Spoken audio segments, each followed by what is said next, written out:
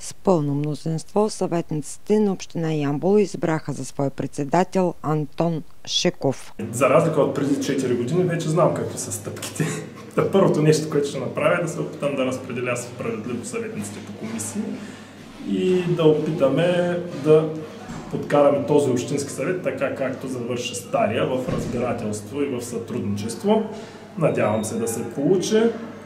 Една уловка има с това пълно мнозинство, което нашата група има, че цялата отговорност и възможността да се плъзнем в неправилна насока е сериозна и трябва да се пазим от нея. Вярвам, че това нещо ще го свършим.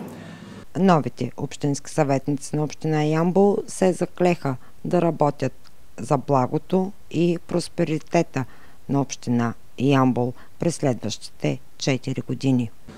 Иначе да си пожелаем един мандат, който ще е без COVID-пандемии, без войни, с по-малко икономически сътресения и най-вече да сме живи и здрави, а пък смятам, че с другото ще се справим.